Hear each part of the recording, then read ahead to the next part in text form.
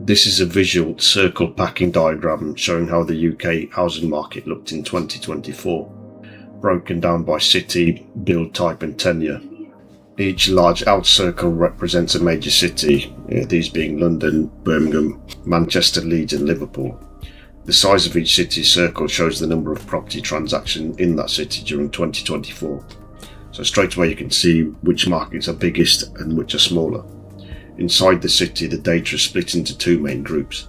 You've got non-new build properties marked with an N and the new build properties which are marked with a Y. And something jumps out immediately. In every city, the non-new build circle is larger. That tells us something important, being that even in 2024, most property transactions are still coming from existing housing stock, not new builds. Now if we zoom into the new build section, the chart breaks down things even further. New builds are built by tenure. Green circles represent freehold and red circles represent leasehold. And again, the size of each circle reflects the number of transactions in that category. Let's start with London. London has by far the largest overall circle, meaning the highest transaction volume. But what's really striking is the new builds tenure split. The red leasehold circle dominates, and that tells us that in London, most new build sales are leasehold, not freehold. Which makes sense. London's new supply is heavily made up of flats, apartments and high density developments.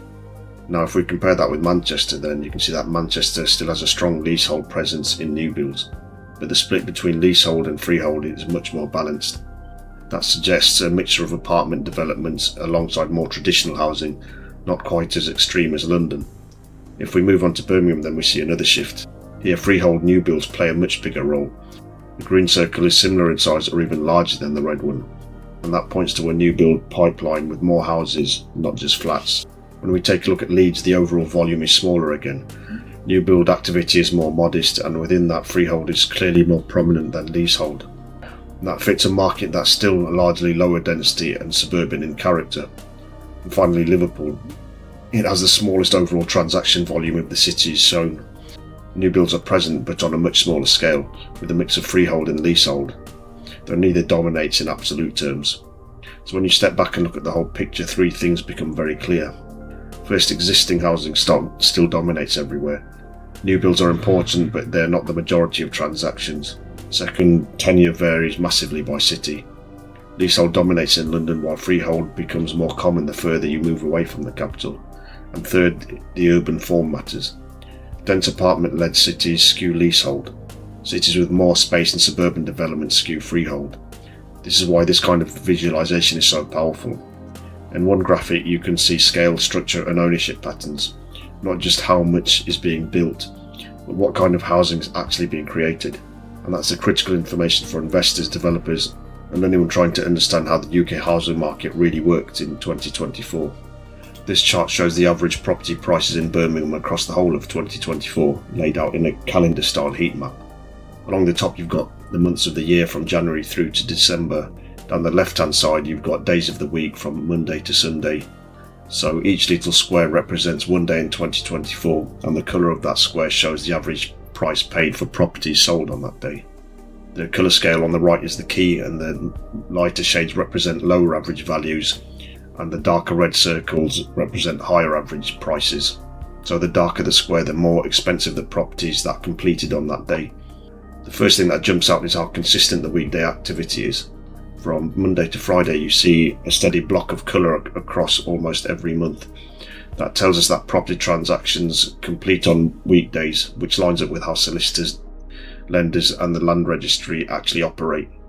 But now if we look at the weekends, Saturday and Sunday are much lighter and in many places completely blank. That doesn't mean houses were not sold, it means very few completions happen on weekends, so there's not enough data to generate an average. If we scan across the year, another pattern appears. Early in the year, January and February, the colours are generally lighter. That suggests lower average prices, which fits with the slower winter market. As we move into spring and summer, especially April, May and June, the colours deepen, and that tells us the average price is increased, likely driven by higher demand, more activity and stronger completion during the traditional busy season. There are also a few standout dark squares, particularly in late summer. Those represent days where higher value transactions completed, pushing the daily average up sharply. Often this is caused by a small number of expensive properties completing on the same day rather than a broad market shift. As we move into autumn, prices remain fairly stable. September and October showed consistent mid to dark shading on weekdays, suggesting that the market stayed active and reasonably strong throughout that period. Then towards November and December, the colours start to soften again. This reflects the seasonal slowdown. Fewer completions, lower urgency, and fewer high sale values as the year comes to a close. What's really powerful about this visual is that it shows timing, not just trends. You can see which days of the week transactions happen, which months tend to carry higher prices, and how individual high value completions can distort daily averages. Rather than averaging everything into one monthly number, this chart shows the rhythm of the market, how prices move day by day across a full year.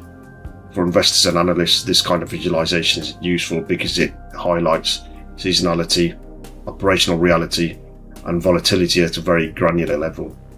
It reminds us that the housing market doesn't move smoothly, it moves in bursts, shaped by timing, behaviour, and when deals actually complete. So overall, this chart is a daily snapshot of Birmingham's property market in 2024, showing how price timing and activity interact across the calendar year.